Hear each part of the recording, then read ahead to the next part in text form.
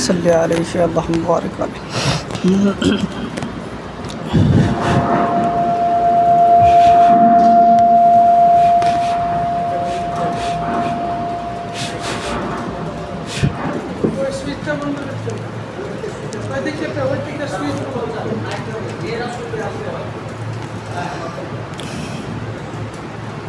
अस्सलामु अलैकुम व रहमतुल्लाहि व बरकातुहू।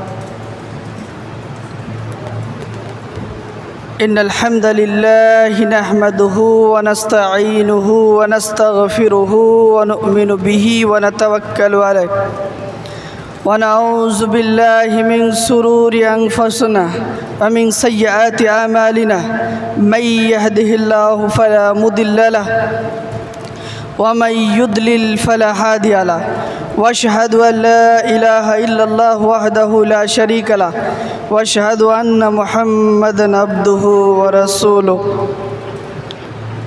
अम्मा बाद फ़अऊज़ु बिल्लाहि मिनश शैतानिर रजीम। बिस्मिल्लाहिर रहमानिर रहीम।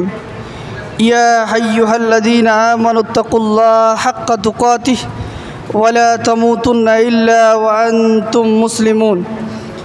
या अय्युहन्नासुत्तक़ू रब्बकुमुल्लज़ी ख़लक़कुम मिन नफ्सिन वाहिदा व ख़लक़ मिन्हा ज़ौजहा व बस्स मिन्हुमा रिजालन कसीरन व निसाअ वत्तक़ुल्लाहल्लज़ी तसाअलून बिही वल अरहाम इन्नल्लाहा काना अलैकुम रक़ीबा। या अय्युहन्नास या अय्युहल्लज़ीना आमनुत्तक़ुल्लाह व क़ूलू क़ौलन सदीदा युस्लिह लकुम आमालकुम यग़फिर लकुम ज़ुनूबकुम व मन युतिइल्लाह रसूलहु फ़क़द फ़ाज़ फ़ौज़न अज़ीमा। अम्मा बाद फ़इन्न ख़ैरल हदीस किताबुल्लाह व ख़ैरल हदी हदी मुहम्मदिन सल्लल्लाहु अलैहि वसल्लम व शर्रल उमूरि मुहदसतुहा व कुल्लु मुहदसतिन बिदअह व कुल्लु बिदअतिन दलालह व कुल्लु दलालतिन फिन्नार।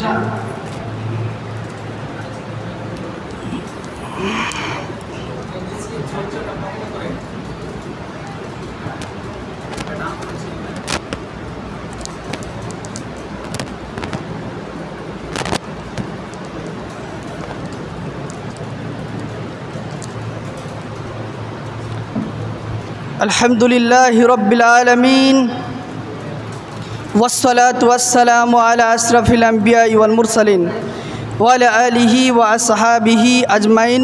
अम्मा बाद फ़अऊज़ु बिल्लाहि मिनश शैतानिर रजीम। बिस्मिल्लाहिर रहमानिर रहीम। व मा युशाक़िक़िर रसूल मिन बादि मा तबय्यनहुल हुदा व यत्तबि ग़ैरा सबीलिल मुअ्मिनीन नुअल्लिहि मा तवल्ला व नुस्लिहि जहन्नम व साअत मसीरा। क़ाल रसूलुल्लाहि सल्लल्लाहु अलैहि वसल्लम कुल्लु उम्मती यदखुलुनल जन्नह इल्ला मन अबा। क़ील मन अबा क़ाल मन अतानी दखलल जन्नह व मन असानी फ़क़द अबा। क़ाल रसूलुल्लाहि सल्लल्लाहु अलैहि वसल्लम मन अहदसा फ़ी अम्रिना हाज़ा मा लैसा मिन्हु फ़हुवा रद्दुन। সম্মানিত মসজিদের মুসল্লি প্রশংসা আল্লাহ সুবহানাহু ওয়া তাআলার জন্য যে আল্লাহ সুবহানাহু ওয়া তাআলা জুমার দিন জুমা মসজিদে একত্রিত হওয়ার তৌফিক দান করেছেন শুধুমাত্র তারই ইবাদত এবং বান্দেগী করার জন্য। সেজন্য আল্লাহ সুবহানাহু ওয়া তাআলার নিকট আমরা তারই শেখানো ভাষায় সংক্ষিপ্তভাবে তার প্রশংসা জ্ঞাপন করব। সকলে বলেন আলহামদুলিল্লাহ। তারপরে পরে তিনার হাবিব মুহাম্মদ রাসূলুল্লাহ সাল্লাল্লাহু আলাইহি ওয়াসাল্লামের প্রতি লাখো কোটি দুরুদ ও সালাম বর্ষিত হোক। আল্লাহুম্মা সাল্লি আলাইহি আল্লাহুম্মা বারিক আলাইহি। সম্মানিত মসজিদের মুসল্লি, আজকে সংক্ষিপ্ত সময়ে আমাদের আলোচ্য বিষয়বস্তু হলো বিদআত। বিদআত প্রসঙ্গে এক গুরুত্বপূর্ণ তথ্যবহুল আলোচনা করার চেষ্টা করব ইনশাআল্লাহ। ওমা তৌফিক ইল্লা বিল্লাহ। রব্বি ইশরাহ লি সাদরি ওয়া ইয়াসসির লি আমরি ওয়াহলুল উকদাতাম মিন লিসানি ইয়াফকাহু কওলি রব্বি জিদনি ইলমা। সম্মানিত উপস্থিতি, আমাদের মূল আলোচ্য বিষয়ে যাওয়ার আগে আমরা সর্বপ্রথম সালাত প্রসঙ্গে কিছু আলোচনা করব, তারপরে আমাদের মূল আলোচ্য বিষয়ে যাব ইনশাআল্লাহ।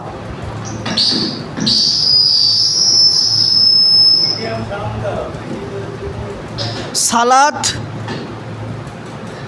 ঈমান আনার পরে সবচেয়ে গুরুত্বপূর্ণ এবং সবচেয়ে ইম্পর্টেন্ট, সবচেয়ে তাৎপর্যপূর্ণ ইবাদত হলো 5 ওয়াক্ত সালাত আদায় করা।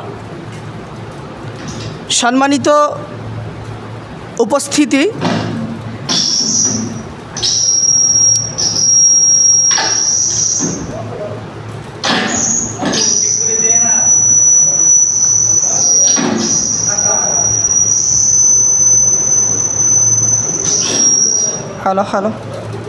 সম্মানিত উপস্থিতি, 5 ওয়াক্ত সালাত ঈমান আনার পরে সবচেয়ে গুরুত্বপূর্ণ ইবাদত। আরো কম। সম্মানিত উপস্থিতি, বাস। সম্মানিত উপস্থিতি, ঈমান আনার পরে সবচেয়ে গুরুত্বপূর্ণ এবং সবচেয়ে তাৎপর্যপূর্ণ ইবাদত হলো 5 ওয়াক্ত সালাত আদায় করা। সর্বপ্রথম আমরা বলতে চাই যে যারা 5 ওয়াক্ত সালাত আদায় করে না, যারা নিয়মিত 5 ওয়াক্ত সালাত আদায় করে না, এদেরকে মুসলিম বলার কোনো সুযোগ নেই। যারা 5 ওয়াক্ত সালাত আদায় করে না কন্টিনিউ, এদেরকে মুসলিম বলার সুযোগ নেই। আল্লাহ রসুল সাল্লাল্লাহু আলাইহি ওয়াসাল্লামের ভাষায় এরা কাফের। যদিও কথাটা শুনতে অনেকটা তিতা লাগবে, কিন্তু তিতা লাগলো এটাই বাস্তব। আল্লাহ রসুল সাল্লাল্লাহু আলাইহি ওয়াসাল্লাম বলেছেন, সহিহ মুসলিমের হাদিস নম্বর 148 এবং 149, আন জাবির রাদিয়াল্লাহু তাআলা আনহু قال رسول الله صلى الله عليه وسلم بين الرجل والشرك والكفر ترك الصلاة। আল্লাহর বান্দা কাফের এবং মুশরিকের মধ্যে পার্থক্য হলো নামাজ। শুধু তাই নয়, রাসূল সাল্লাল্লাহু আলাইহি ওয়াসাল্লাম আরও বলেন, তিরমিজির হাদিস, সুনানে তিরমিজি হাদিস নম্বর 2618, 2619 এবং 2620। রাসূলুল্লাহ সাল্লাল্লাহু আলাইহি ওয়াসাল্লাম বলেন যে তাদের মধ্যে এবং আমাদের মধ্যে কাফের মুশরিক এবং আমাদের মধ্যে পার্থক্য হলো নামাজ। যে ব্যক্তি সালাত আদায় করে ওই ব্যক্তি মুসলিম, আর যে ব্যক্তি সালাত আদায় করে না ওই ব্যক্তি কাফের। মান তারাকা সালাতাম মুতাআম্মিদাম ফাকাদ কাফারা। যে ব্যক্তি সালাত ত্যাগ করলো ওই ব্যক্তি কুফরি করলো। রাসূলুল্লাহ সাল্লাল্লাহু আলাইহি ওয়াসাল্লাম আরও বলেন, মিসকাতুল মাসাবির হাদিস নম্বর 578, রাসূল সাল্লাল্লাহু আলাইহি ওয়াসাল্লাম বলেন যে বেনামাজি কিয়ামতের মাঠে ফেরাউন, হামান, কারুন, উবাই ইবনে খালবের সঙ্গে থাকবে। ফেরাউন, হামান, কারুন, উবাই ইবনে খালবের সঙ্গে থাকবে। বলেন যে ফেরাউন মুসলিম না কাফের? উবাই ইবনে খালব মুসলিম না মুনাফিক? তাহলে বোঝা গেল যে যারা কাফেরদের সর্দার, যারা মুনাফিকদের সর্দার, এদের সঙ্গে আপনার হাসর এবং নাসর হবে যদি আপনি বেনামাজি থাকেন। ফেরাউন পৃথিবীর মধ্যে সবচেয়ে বড় কাফের। কেউ আল্লাহ দাবি করেনি, তিনি বলেছেন যে আনা রব্বুকুমুল আলা, আমি হচ্ছে সবচেয়ে বড় আল্লাহ। অতএব সম্মানিত মসজিদের মুসল্লি। আমরা অবশ্যই ভালো মানুষের সঙ্গে থাকতে চাই, আল্লাহ রসুলের সঙ্গে থাকতে চাই, সাহাবীদের সঙ্গে থাকতে চাই, সিদ্দিক শুহাদাদের সঙ্গে থাকতে চাই। অতএব যদি তাদের সঙ্গে আমরা থাকতে চাই তাহলে আমাদেরকে 5 ওয়াক্ত নামাজ যে কোনো মূল্যে আদায় করতে হবে। আপনি যে অবস্থায় থাকেন, উজু করার সুযোগ নেই, তায়াম্মুম করে সালাত আদায় করবেন, তায়াম্মুম করারও সুযোগ নেই, বিনা উজু বিনা তায়াম্মুমে সালাত আদায় করবেন। সালাত আপনাকে যে কোনো মূল্যে আদায় করতেই হবে, নাহলে ফলাফল জাহান্নাম। শুধু জাহান্নাম না, যে আপনি চিরস্থায়ীভাবে জাহান্নামে থাকারও সম্ভাবনা রয়েছে, কেননা কাফের মুশরিকরা চিরস্থায়ীভাবে জাহান্নামে থাকবে। অতএব আপনারও চিরস্থায়ীভাবে জাহান্নামে থাকার সম্ভাবনা রয়েছে যদি 5 ওয়াক্ত সালাত আপনি কায়েম না করেন। সম্মানিত শ্রোতামণ্ডলী, এই গেল 5 ওয়াক্ত সালাতের বিধান। 5 ওয়াক্ত সালাত যদি আপনি আদায় না করেন তাহলে কিন্তু আপনি মুসলিম থাকতে পারবেন না। সৌদি আরবের ওলামাদের ফতোয়া শোনায় দু একটা। শাইখ ইবনে বাজ রাহিমাহুল্লাহ, শাইখ ইবনে ওসাইমিন রাহিমাহুল্লাহ, ইনারা এত শক্তভাবে ফতোয়া দিয়েছেন যে বেনামাজির জবাইকৃত পশু খাওয়া যাবে না। বেনামাজি যদি কোনো পশু জবাই করে তার জবাইকৃত পশুর মাংস খাওয়া যাবে না। বেনামাজির জানাজা পড়া যাবে না।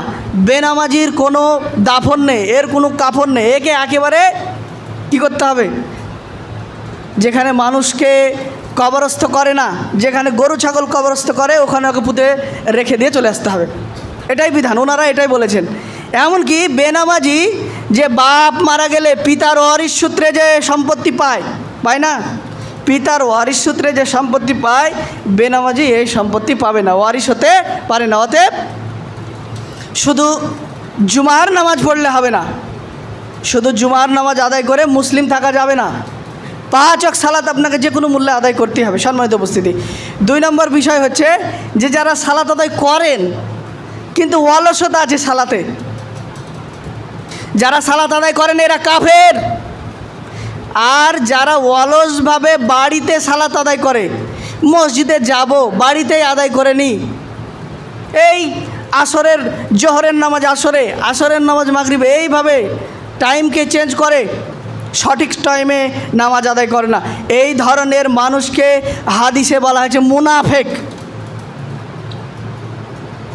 আল্লাহ সুবহানাহু ওয়া তাআলা পবিত্র কোরআনুল কারীমের মধ্যে ইরশাদ করেন, সূরা মাউন, এই সূরাটা আমাদের সকলের মুখস্থি আছে, সূরা নম্বর 107 আয়াত নম্বর 5 এবং 6। আল্লাহ সুবহানাহু ওয়া তাআলা বলেন যে ফাওয়াইলুল লিল মুসাল্লিন আল্লাযীনা হুম আন সালাতিহিম সাহুন, দুর্ভোগ, তারা কপাল পোড়া ওই সব মুসল্লি যারা সালাতে তাদের নামাজে উদাসীন, যারা সঠিক টাইমে নামাজ আদায় করে না, যারা যথাসাধ্য পদ্ধতিতে সালাত আদায় করে না, যারা তাড়াহুড়ো করে সালাত আদায় করে, এরাই হচ্ছে উদাসীন মুসল্লি।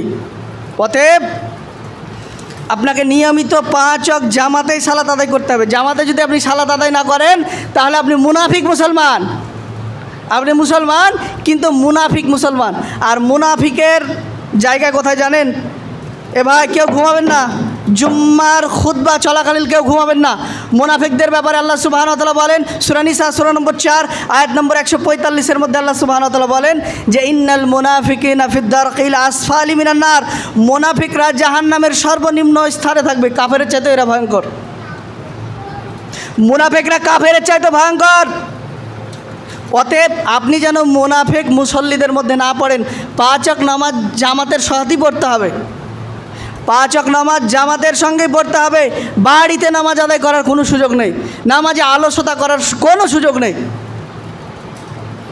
রাসূল সাল্লাল্লাহু আলাইহি ওয়াসাল্লাম বলেন যে আমার ইচ্ছা হয় যে আমি আমার নামাজের দায়িত্বটা অন্য কাউকে দিয়ে ওই সব লোকের বাড়ি যায়, ওদের বাড়িতে আগুন জ্বালিয়ে দিই যারা আজান শোনার পরও মসজিদে আসে না।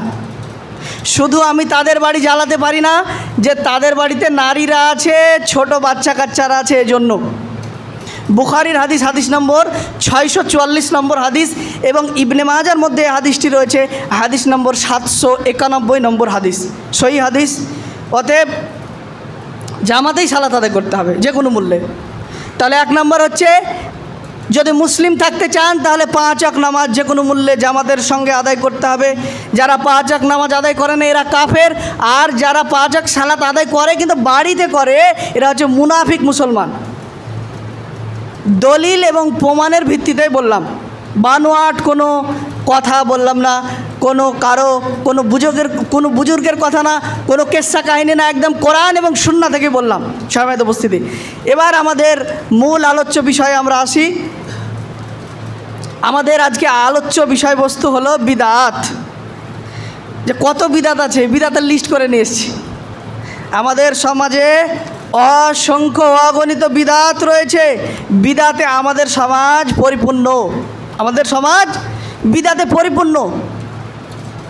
একেবারে আমাদের সমাজে, বিশেষভাবে এই উপমহাদেশে, ভারত, বাংলাদেশ এবং পাকিস্তান, এই উপমহাদেশে বিদআতের চাষ হয়।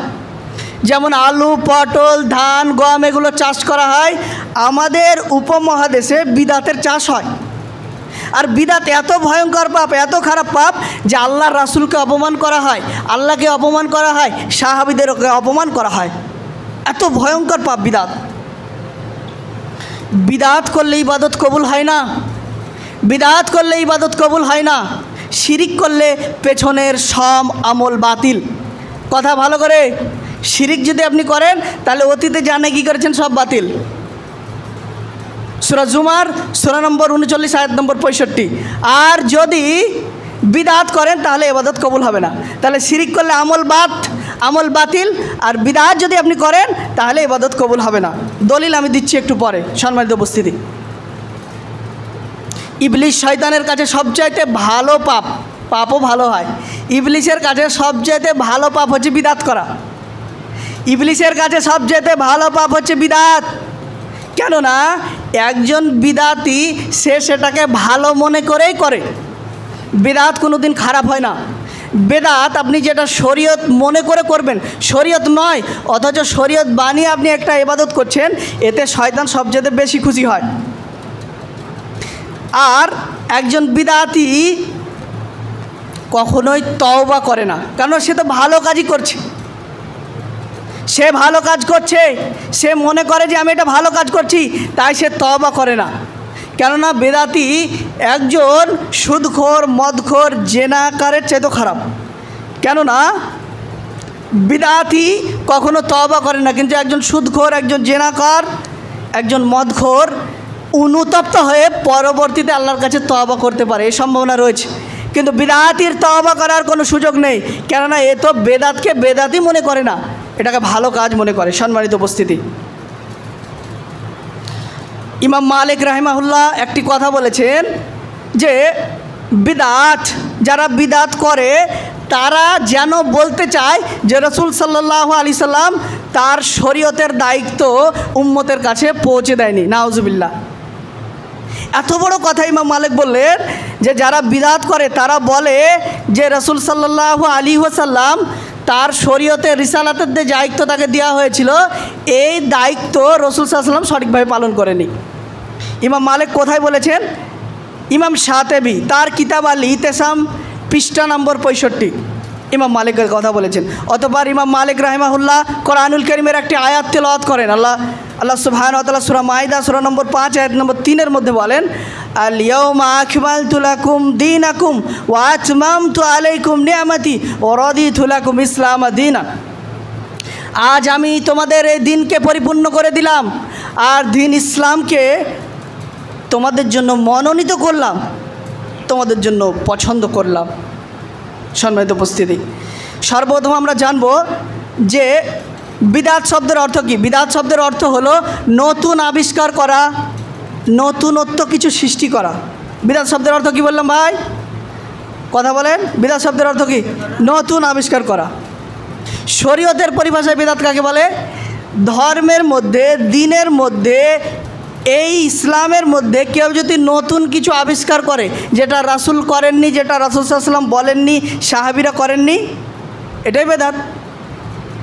আবারও বলছি, শরীয়তের মধ্যে এমন কিছু আপনি আবিষ্কার করলেন ভালো মনে করে, যে রাসূল সাল্লাল্লাহু আলাইহি সাল্লাম করেননি, রাসূলুল্লাহ সাল্লাল্লাহু আলাইহি সাল্লাম বলেননি, সাহাবীরা করেননি, আপনি এটাকে ভালো মনে করে, পণ্ডিতি করে এটাকে আপনি যদি করেন তাহলে এটাই বিদআত। সকল ওলামা একমত, সকল ইমাম ফোকাহা একমত যে বিদআতের সংজ্ঞা হলো এটাই। যেমন ইমাম নববী এই একই সংজ্ঞা লিখেছেন। ইমাম ইবনে হাজার আসকালানি একই সংজ্ঞায় লিখেছেন। ইমাম ইবনে নুজাইমিন একজন হানাফি আলেম, তিনিও একই সংজ্ঞায় দিয়েছেন। ইমাম আলাউদ্দিন হাসকাফি তিনি একজন হানাফি পণ্ডিত, তিনিও একই সংজ্ঞা দিয়েছেন। ইবনে রজব হাম্বলি তিনি একজন হাম্বলি মাযহাবের প্রখ্যাত ইমাম, তিনিও একই সংজ্ঞায় দিয়েছেন। ইমাম মালিক রাহিমাহুল্লাহ একই সংজ্ঞা দিয়েছেন। ইমাম আহমদ বিন হাম্বল রাহিমাহুল্লাহ একই সংজ্ঞা দিয়েছেন। ইমাম মোল্লা আলী কারি হানাফি একই সংজ্ঞা দিয়েছেন এবং ইমাম ইবনে তাইমিয়া রাহিমাহুল্লাহ একই সংজ্ঞা দিয়েছেন। সব আলেম একমত যে বিদআত হচ্ছে এটাই, যেটা দিনের মধ্যে নতুনত্ব সৃষ্টি করা হয় নেকির আশায়।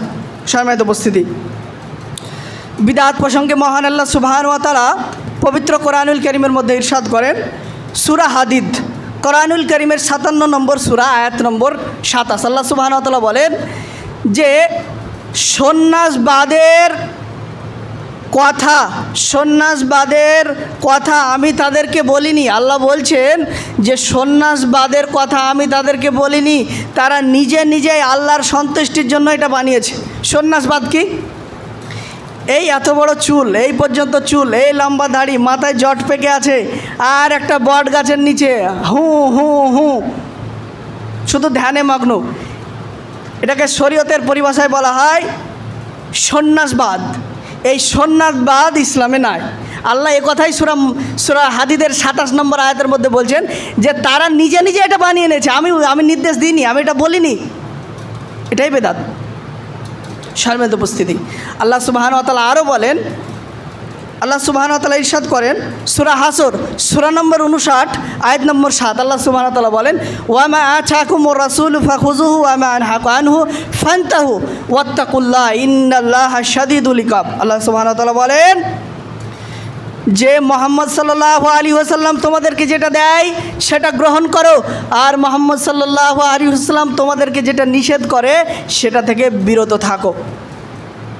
সম্মানিত উপস্থিতি, আল্লাহ সুবহানাহু ওয়া তাআলা পবিত্র কোরআনুল কারীম সূরা মুহাম্মদ সূরা নম্বর 47 আয়াত নম্বর 33 মধ্যে বলেন যে ইয়া আইয়ুহাল্লাযীনা আমানু, হে ঈমানদারগণ, আতিউল্লাহ ওয়া আতিউর রাসূল, তোমরা আল্লাহর আনুগত্য করো, আল্লাহ রাসূলের আনুগত্য করো, আর তোমাদের আমলকে তোমরা বাতিল করে দিও না। তাহলে বোঝা গেল যে আল্লাহ এবং তার রাসূলের আনুগত্য যদি আপনি সঠিকভাবে না করেন তাহলে কিন্তু আমল বাতিল হয়ে যাবে, আমল বাতিল হয়ে যাবে, আমল বাতিল হয়ে যাবে। এ কথাই ঠিক। সম্মানিত উপস্থিতি, কেউ ঘুমাবেন না, খুব মনোযোগ সহকারে খুতবা শুনবেন, খুতবা শোনার পরে বাড়ি গিয়ে ঘুমাবেন। সম্মানিত উপস্থিতি, এ প্রসঙ্গে আল্লাহ রাসূল সাল্লাল্লাহু আলাইহি ওয়াসাল্লাম কী বলেন দেখেন। আল্লাহ রাসূল সাল্লাল্লাহু আলাইহি ওয়াসাল্লাম বলেছেন যে ফাইন্না খায়রুল হাদিস কিতাবুল্লাহ, সবচেয়ে উত্তম কিতাব হচ্ছে আল্লাহর কিতাব। কার কিতাব? আল্লাহর কিতাব। ওয়া খায়রুল হাদি হাদি মুহাম্মাদিন সাল্লাল্লাহু আলাইহি ওয়াসাল্লাম, আর সবচেয়ে উত্তম পথ প্রদর্শক হচ্ছেন মুহাম্মদ সাল্লাল্লাহু আলাইহি ওয়াসাল্লাম। কে? মুহাম্মদ সাল্লাল্লাহু আলাইহি ওয়াসাল্লাম। ফাইন্না খায়রুল হাদিস কিতাবুল্লাহ ওয়া খায়রুল হাদি হাদি মুহাম্মাদিন সাল্লাল্লাহু আলাইহি ওয়াসাল্লাম ওয়া শাররুল উমুরি মুহদাসাতুহা, আর ধর্মের ব্যাপারে যত নতুন কিছু আবিষ্কার করা হয় সেটাই হলো বিদআত। কুল্লু বিদআতিন দালালা ওয়া কুল্লু দালালাতিন ফিন্নার, প্রত্যেকটা বিদআত হচ্ছে গোমরাহি, আর প্রত্যেকটা গোমরাহি ব্যক্তি যাবে জাহান্নামে। সহিহ মুসলিমের হাদিস, হাদিস নম্বর 867 নম্বর হাদিস, ইবনে মাজার 45 নম্বর হাদিস। সম্মানিত উপস্থিতি, আর একটা হাদিসের প্রসঙ্গে আমরা উল্লেখ করতে চাই। আয়েশা রাদিয়াল্লাহু তাআলা আনহা বলেন যে মান আহাদাসা ফি আমরিনা হাযা মা লাইসা মিনহু ফাহুয়া রাদ্দুন ওয়া ফি রাতিন মান আমিলা আমালান লাইসা আলাইহি আমরুনা ফাহুয়া রাদ্দুন। এই দিনের মধ্যে, এই শরীয়তের মধ্যে কেউ এমন নতুন কিছু আবিষ্কার করলো যেটা আমরা বলিনি, যেটা আমরা করিনি, যার নির্দেশ আমরা দিইনি, সেটা বাতিল, সেটা বাতিল, সেটা বাতিল, সেটা প্রত্যাখ্যানযোগ্য। কেউ হেলান দিয়ে থাকবেন না, কেউ হেলান দিয়ে থাকবেন না। কেউ যদি হেলান দিয়ে থাকেন তাহলে ওটা ফিরিয়ে নেন। কেউ হিলান দিয়ে থাকবেন না, হিলান দিলে ঘুম আসবে। সম্মানিত উপস্থিতি, এই হাদিসটি সহিহ বুখারীর 2697 নম্বর হাদিস এবং সহিহ মুসলিমের 1718 নম্বর হাদিসের মধ্যে বর্ণিত হয়েছে।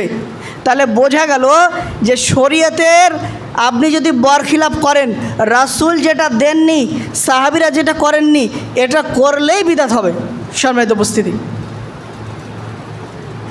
বিদআত এমন একটা জঘন্য পাপ, বিদআতের ভয়াবহ প্রসঙ্গে আল্লাহ রসুল সাল্লাল্লাহু আলাইহি ওয়াসাল্লাম কি বলেছেন দেখেন বিদআতের ভয়াবহতা।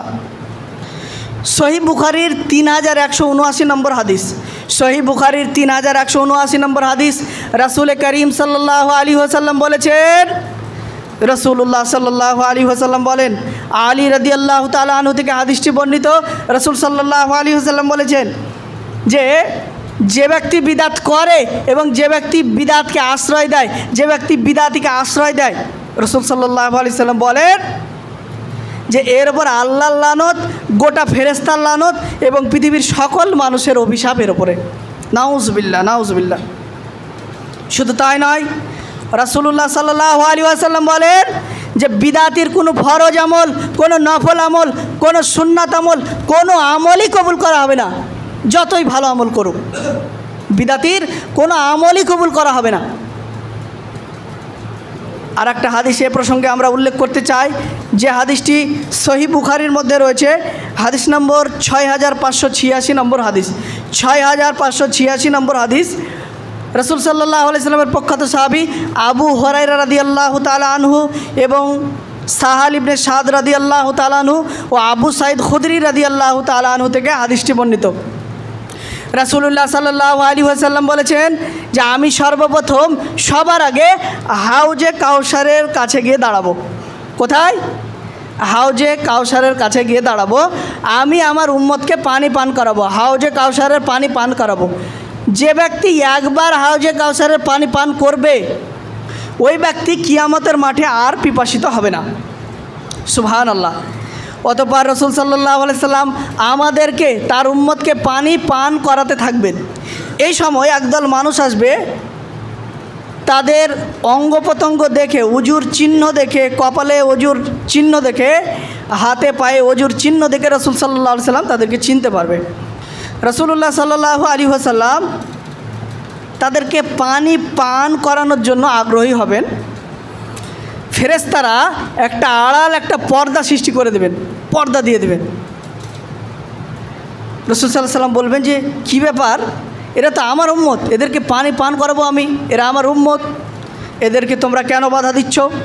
তখন রাসূল সাল্লাল্লাহু আলাইহি ওয়াসাল্লাম বলবেন, ফেরেশতারা রাসূল সাল্লাল্লাহু আলাইহি ওয়াসাল্লামকে বলবেন যে আল্লাহ রাসূল, আপনি জানেন না আপনার মৃত্যুর পরে এরা কত দিনের নামে নতুন কিছু আবিষ্কার করেছে, কত বেদাত, কত কুসংস্কার চালু করেছেন সমাজে, আপনি জানেন না।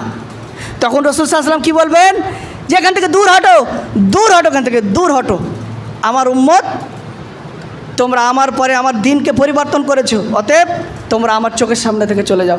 তাহলে রাসূলের সুপারিশ তো দূরে থাক, রাসূলের সুপারিশ তো দূরে থাক, রাসূল হাউজে কাউসারের কাছ থেকে আপনাকে ভাগিয়ে দেবে যদি আপনি বিদআতি হন, যদি আপনি বিদআত করেন।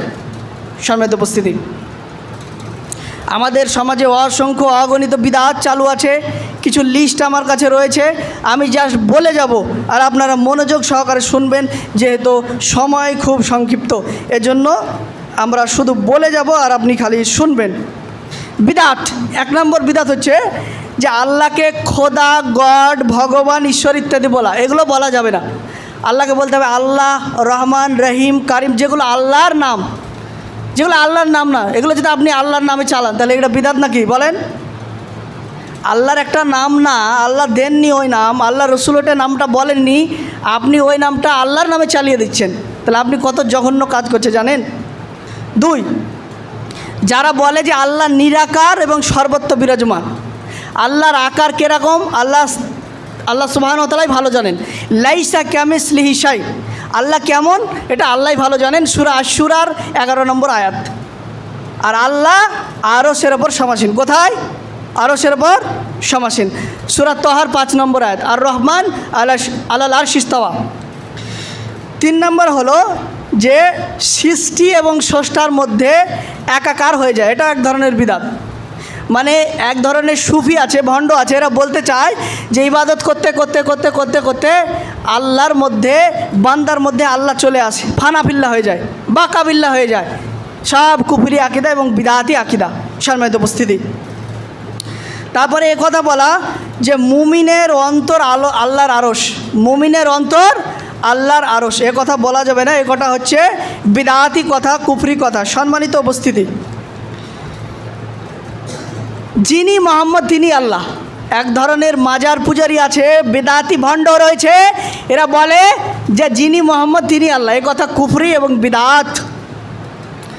7 নম্বর, আল্লাহর নাম এবং গুণাবলীকে অস্বীকার করা। আল্লাহর নাম এবং গুণাবলীকে অস্বীকার করা। আল্লাহ রহমান, রহিম, কারিম, আল্লাহ সুবহানাহু ওয়া তাআলা দেখেন, শোনেন, আল্লাহর হাত আছে, আল্লাহর পা আছে, আল্লাহর চোখ আছে। এগুলো কেমন আমরা জানি না, কিন্তু আল্লাহ কোরআনে বলেছেন, আমরা বিশ্বাস করি। করি কি করি না বলেন? এগুলো আল্লাহ বলেছে কোরআনে, আমরা বিশ্বাস করি, কিন্তু এগুলো কেমন এগুলো আমরা জানি না। আল্লাহ সুবহানাহু ওয়া তাআলা ভালো জানেন। অতএব কিছু মানুষ আছে যেগুলোকে অস্বীকার করে, তাবিল করে, অপব্যাখ্যা করে।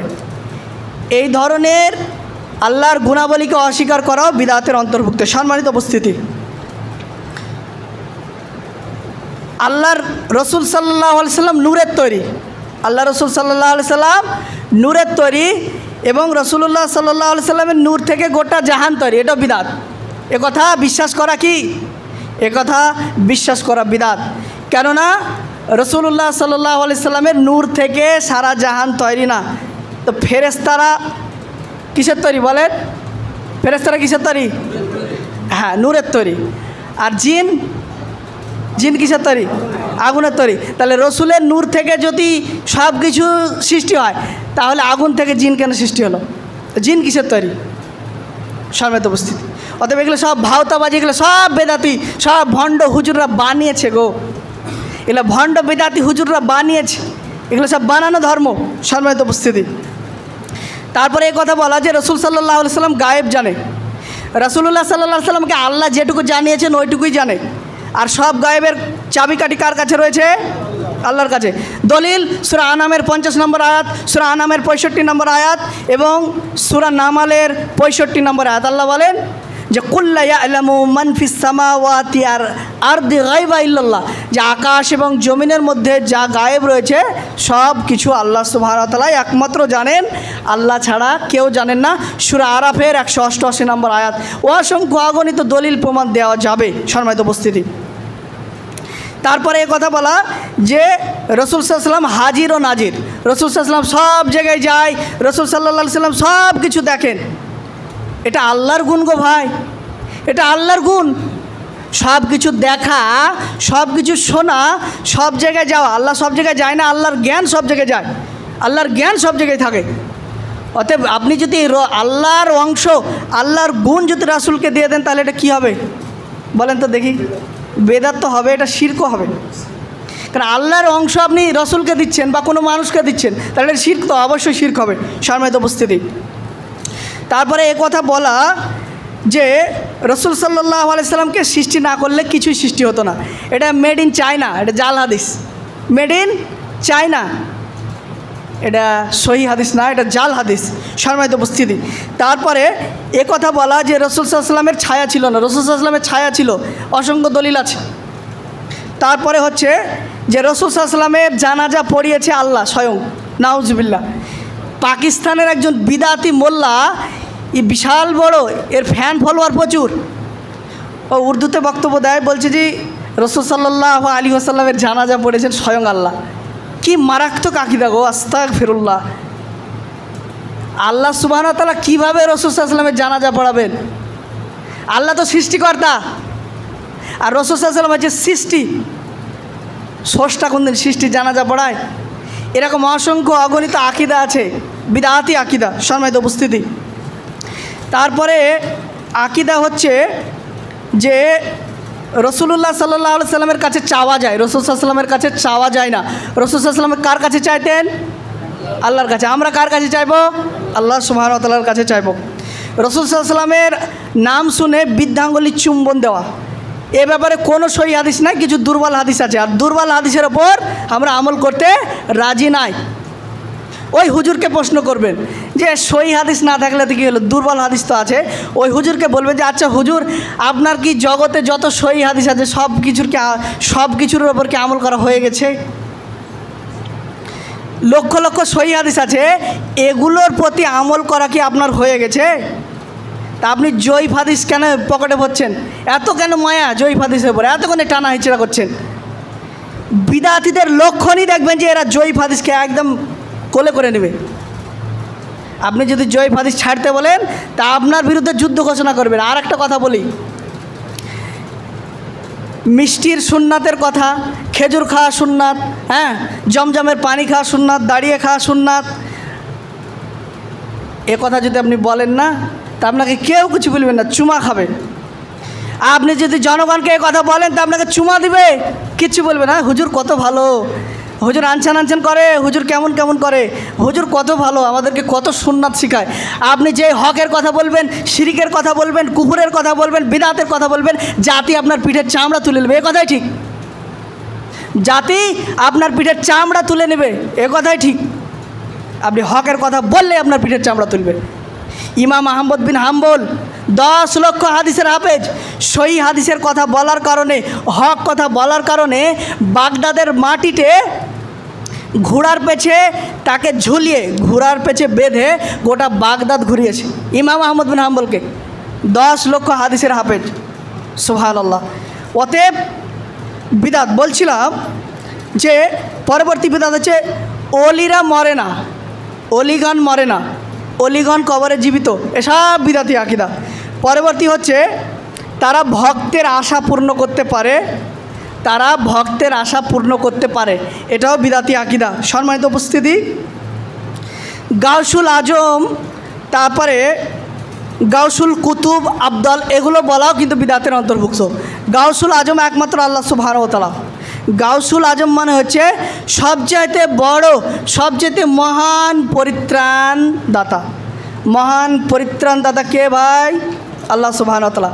অলি, হুজুর, বুজুর্গ, আরে বুজুর্গরই তো ঠিক নাই, বুজুর্গ জান্নাতে না জাহান্নামে, বুজুর্গরই তো ঠিক নাই।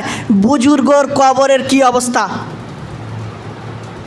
বুজুর্গ নিজেই কিয়ামতের মাঠে বাঁচবে কিনা ঠিক নাই, ও আপনাকে কিভাবে বাঁচাবে? অতএব আল্লাহ সুবহানাহু ওয়া তাআলার আনুগত্য করতে হবে, তার রাসূলেরই আনুগত্য করতে হবে, তবে আপনি নাজাত পাবেন। সম্মানিত উপস্থিতি, পরবর্তী আমাদের হচ্ছে যে তারা কিছু দিতে পারে, এ বিশ্বাস করা হচ্ছে বিদআত। পরবর্তী হচ্ছে যে তারা আলিমুল গায়েব জানে, এ কথা বলাও বিদআত। তাদের পায়ের কাছে সিজদা করা ও কদমবুচি করা, তাদের পায়ের কাছে সিজদা করা ও কদমবুচি করা বিদআত। পরবর্তী পীরের মুরিদ হওয়া ফরজ, এ কথা মনে করা, পীরের মুরিদ হওয়া ফরজ, এ কথা মনে করা হচ্ছে বিদআত। অনেক সময় এটা কুফরিতেও পৌঁছে যেতে পারে, কেননা যেটা ফরজ নয় ওটাকে ফরজ বানানো কি কুফরি না? যেটা আল্লাহ ফরজ করেনি, আল্লাহ রসুল ফরজ করেনি, সেটাকে আপনি ফরজ করতে পারবেন? কখনোই পারা যাবে না। অতএব এ ধরনের কথা বলা হচ্ছে স্পষ্ট বিদআত। পীরকে পীরে কেবলা বলা, পীরে কেবলা, হুজুরে কেবলা, আরে কত কি যে বলে, এগুলো সব বিদআতি পরিভাষা, এগুলো সব বিদআতি পরিভাষা। পীরকে নবীর সমতুল্য মনে করা বিদআত। সম্মানিত উপস্থিতি, আপনারা ঘুমিয়ে মজা মারলেন, কিছু কিছু লোক খুব ঘুমাচ্ছে দেখছি, কিছু কিছু মুসল্লি এত ঘুমাচ্ছে, মাত্র আধা ঘন্টা 45 মিনিট আমরা সময় দিই মসজিদে আল্লাহকে, সারা জীবন তো ঘুমিয়ে কাটালেন গো। মানে ঘুমের কোনো শেষ নাই, সেই ঘুম, শুধু ঘুম আর ঘুম, এত ঘুম, বাবা বাপরে বাবা, এত ঘুম আপনাদের। মসজিদে যে আধা ঘন্টা সময় দিচ্ছেন আল্লাহকে, তাও আল্লাহর জন্য নয়, আপনার নিজের জন্য, ঘুমিয়ে পেট ভরেন এদের গো। সব মসজিদে জালসা মহফিলে শুধু ঘুম আর ঘুম, এত ঘুম বাবা। কত ঘুম পাড়েন, কবরে পাড়েন ভাই। এ দুনিয়াটা ঘুমের জায়গা না, দুনিয়াটা পরিশ্রমের জায়গা, দুনিয়াটা হচ্ছে পরিশ্রমের জায়গা। আল্লাহ সুবহানাহু ওয়া তাআলা বলেছেন যে তোমরা তোমাদের রবের কাছে আসা পর্যন্ত, অর্থাৎ আল্লাহর কাছে যাওয়া পর্যন্ত আমাদেরকে কঠোর পরিশ্রম করতে আল্লাহ বলেছেন। শুধু ঘুম পাড়েন না, ঘুম পাড়লে যে আপনি একদম বিশাল কিছু করে নিলেন এটা তো না। বাড়ি গিয়ে ঘুমাবেন, এখন কেন ঘুমাবেন মসজিদে?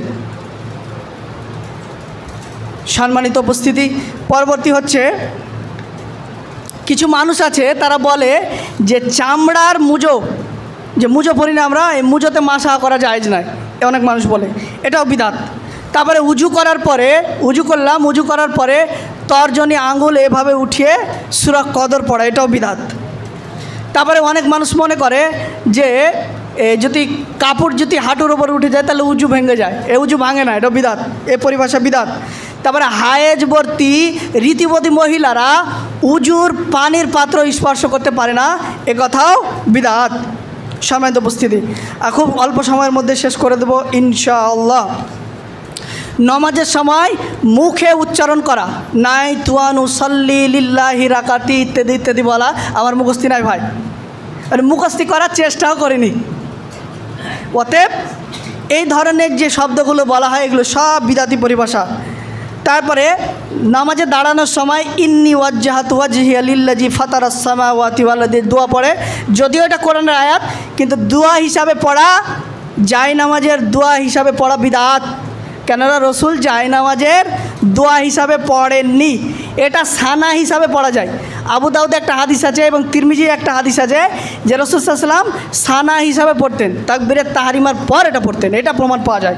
সম্মানিত উপস্থিতি, তাকবীরে তাহরিমার সময় কান স্পর্শ করা বিদাত, কান স্পর্শ করার কোনো হাদিস নাই, এবং অনেক মানুষ আছে এই পার করে দেয় কান, এটা সুন্নাত না, এটা বিদাত। সম্মানিত উপস্থিতি, তারপরে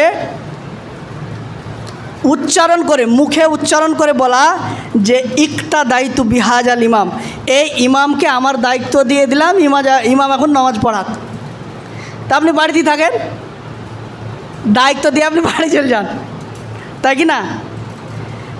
ইমামকে এখন দায়িত্ব দিয়ে দিলাম, ইকতা দায়িত্ব বিহাজাল ইমাম, এ কথা বলাও বিদাত, এটা কোনো হাদিস দ্বারা প্রমাণিত নয়। উমরি কাজা করা বিদাত, উমরি কাজা বলে কোনো কাজা নেই। আপনার নামাজ কাজা হল, যদি পূর্বের কোনো নামাজ কাজা হয়ে থাকে তাহলে আপনি তওবা ইস্তেগফার করবেন, বেশি বেশি সুন্নাত নামাজ আদায় করবেন ইনশাআল্লাহ। কাতারের মধ্যে অর্ধ হাত, এক হাত, তারপরে অনেক ফাঁক রাখে কি না কাতারের মধ্যে নামাজে, অর্ধ হাত, এক হাত, অনেক জায়গায় দেখা যায় যে আরেকটা মানুষ আর ঢুকবে, আরেকটা মানুষ ঢুকবে গো, এত ফাঁক থাকে। রাসূল সাল্লাল্লাহু আলাইহি ওয়াসাল্লাম বলেছেন যে যে জায়গায় ফাঁক রাখা হয় ওই জায়গায় শয়তান এসে দাঁড়ায়। তাহলে আপনি শয়তানের জন্য কেন ফাঁক রাখবেন বলেন? ফাঁক রাখা যাবে না। অসংখ্য অগণিত মুসল্লি, অসংখ্য অগণিত মসজিদে দেখা যায় যে শুধু ফাঁক আর ফাঁক, আরেকটা মানুষ ধরবে, এত ফাঁক। আস্তাগফিরুল্লাহ, আস্তাগফিরুল্লাহ। তারপরে জামাত হয়ে গেলে পুনরায় আবার জামাত করা যাবে না, মসজিদে জামাত হয়ে গেলে পুনরাও জামাত করা যাবে না, এই কথা বলাও বিদাত। কেননা মসজিদে জামাত হয়ে গেলে পুনরায় জামাত করা যাবে। সম্মানিত উপস্থিতি, তারপরে নামাজ হলো মুমিনের মেরাজ, এ কথা বলা ঠিক না, এটাও বিদাত। মাগরিবের পর 6 রাকাত 20 রাকাত নামাজ পড়া, এটা বিদাত। মহিলাদের জামাত নেই, এ কথা বলাও বিদাত। মহিলারা চাইলে জামাত করে নামাজ পড়তে পারে, আয়েশা রাদিয়াল্লাহু তাআলা আনহা থেকে এবং অন্যান্য মহিলা সাহাবী থেকে এটা প্রমাণ পাওয়া যায়। তারপরে অন্ধকারে নামাজ পড়া যায় না, এ কথা বিদাতি কথা। রাসূল সাল্লাল্লাহু আলাইহি ওয়াসাল্লাম অন্ধকারে নামাজ পড়েছেন। সম্মানিত উপস্থিতি, আজানের পূর্বে আউযুবিল্লাহ বিসমিল্লাহ পড়া, এটাও বিদাত। আজান শুরু হবে আল্লাহু আকবার দিয়ে, আজানের আগে দরুদ পড়া এটা বিদাত, আজানের পরে দরুদ পড়া সুন্নাত। তারপরে আজানের আগে অনেক মসজিদে দেখবেন যে তিলাওয়াত করে, গজল করে, কেরাত করে, একদম ফাটিয়ে দেয়, এটাও সুন্নাত না, এটা বিদাত। মানে মানুষের ডিস্টার্ব করা হয়, মানুষকে সমস্যা দেওয়া হয়, মানুষকে কষ্ট দেওয়া হয়। সব মানুষ তো ওর গজল শোনার জন্য, ওর কেরাত শোনার জন্য প্রস্তুত কি না? প্রস্তুত না। অতএব আমি তাদেরকে যদি কষ্ট দিই, এমনি ধরেন দেখবেন যে ভোর রাত্রে রমজান মাসে বা অন্য সময় একবার এমনি মাইকে ফাটিয়ে ফেলছে বিনা কারণে, অথবা এগুলো সব বিদাতের অন্তর্ভুক্ত। সম্মানিত উপস্থিতি, সাহারির পূর্বে বেশি ডাকাডাকি করা জায়েজ নাই, বেশি ডাকাডাকি করা জায়েজ নাই। সাহারির পূর্বে বেশি ডাকাডাকি করাও বিদাতের অন্তর্ভুক্ত। আজান দেওয়া সুন্নাত, আজান দেওয়া সুন্নাত। তারপরে মসজিদকে কবরে পরিণত করা, মসজিদকে কবরে পরিণত করা যাবে না, এটাও বিদাত। সম্মানিত উপস্থিতি, তারপরে মসজিদে আগরবাতি, মোমবাতি, লাল লাইটিং করা, এগুলো সব বিদাতের অন্তর্ভুক্ত। অনেক মসজিদে দেখা যায় যে, আমাদের ভারতে আছে কিনা জানি না, কিন্তু বাংলাদেশে অনেক মসজিদে দেখেছি ভিডিও ফুটেজে, যে জুম্মার নামাজের সময় যখন ইমাম সাহেব যখন মিম্বরে দাঁড়াবে, যখন খুতবা দেবে, তখন একটা লাল সিগন্যাল দিয়ে দেবে, এখন সুন্নাত পড়া সুন্নাত পড়া কি এখন যাবে না, সিগনাল, এই সিগনাল দেওয়া বিদাত। কেননা রসুল সাল্লাল্লাহু আলাইহি সাল্লামের জামানায় একজন ব্যক্তি দাঁড়িয়ে খুতবা, একজন ব্যক্তি এসে বসে পড়েছিল, রসুল সাল্লাল্লাহু আলাইহি সাল্লাম তাকে উঠিয়ে বললেন যে তুমি নামাজ পড়ো। তুমি কি নামাজ পড়েছো? যে আল্লাহ রসুল আমি নামাজ পড়েনি। অতএব তুমি এখন 2 রাকাত নামাজ পড়ে বসো। সম্মানিত উপস্থিতি, তারপরে মসজিদে অযোগ্য ইমাম রাখা যাবে না, পেট পূজারি, শুধু পেটের ধান্দা ইমামতি করবে, অযোগ্য ইমাম রাখা বিদআত। অযোগ্য ইমাম রাখা কি যাবে না, সমেত যোগ্য ইমাম রাখতে হবে। তারপরে মসজিদে হারানো কিছুর বিজ্ঞপ্তি দেওয়া যাবে না, মসজিদে হারানো কিছু বিজ্ঞপ্তি দেওয়া যাবে না। তারপরে উচ্চস্বরে হাঁ হুঁ করে জিকির করা বিদআত, ইল্লাল্লাহ ইল্লাল্লাহ করে জিকির করা বিদআত, সব বিদআত, এগুলো হারাম সব। নবীর নামে বানানোর দরুদ পড়া, বালাগাল ওলা বে কামালিহি, দরুদে সাফি, দরুদে মাহি, দরুদে লাখি, দরুদে হাজারি, দরুদে কোটি, এই যে কত যে দরুদ আছে বানানোর দরুদ, এগুলো পড়া যাবে না। যেগুলো সহি দরুদ এগুলো পড়তে হবে। তারপরে আরও বিদআত কোরআন খানি করা, মৃত্যুর পরে, মানুষ মরার পরে কোরআন খানি করা, কোরআন খতম করা। তারপরে কি বলে কোরআন বক্সানো, কি ভাই গো, কি ব্যবসা! কোরআন নাকি বক্সাবে, কীভাবে বক্সাবে বলেন? কোরআন নাকি বক্সাবে, এগুলো সব বিদআতের অন্তর্ভুক্ত। তারপরে সবাই মিলে কোরআন তো বক্সালো ঠিক আছে, এবার টাকাও নাকি নিবে। কোরআন তো বক্সালো ঠিক আছে, ও তো নেকি পেল, আসলে নেকির জন্য আসেনি, সোয়াবের জন্য আসেনি, এসেছে প্যাটের জন্য। মানে পড়ে দিলে ভালো খেতে পেলো হুজুর, বেদাতি হুজুর, এবং 1000 টাকা 2000 টাকাও পেলো, সব দিকই লাভ বেদাতি হুজুরের। আমাদের লস না, বলেন? বেদাতি হুজুরের লাভ আর আমাদের লস। 786 লেখা, সব এগুলো সব বিদআত। ফরজ সালাতের পর, জানাজার পর সম্মিলিত মুনাজাত করা বিদআত। দুয়াতে যখন দোয়া করি, অলির, পীরের, কুতুব, গাউসের নামের ওসিলা করে দোয়া করা হচ্ছে বিদআত। জুমার দিন বিশাল ফজিলত আছে মনে করে পাগড়ি পরে চলে আসা, এটাও হচ্ছে বিদআত। পাগড়ি আমি পরতে পারেন সুন্নাত, কিন্তু আপনি যদি মনে করেন যে পাগড়ি পরলে বিশাল সোয়াব আছে জুমার দিন, এটাও বিদআতের অন্তর্ভুক্ত। আর একটু ধৈর্য ধারণ করেন। জুমার দিন এই যে আমরা লাঠি নিয়ে আছি না, অনেক হানাফি ভাই মনে করে যে লাঠি নেওয়াটা সুন্নাত না। কেউ যদি মনে করে যে লাঠি নেওয়া সুন্নাত না, তাহলে সেও বিদআতি, কারণ একটা সুন্নাতকে সুন্নাত না বলা এটাও বিদআত। তারপরে হচ্ছে রমজান মাসকে 3 ভাগে ভাগ করা। প্রথম 10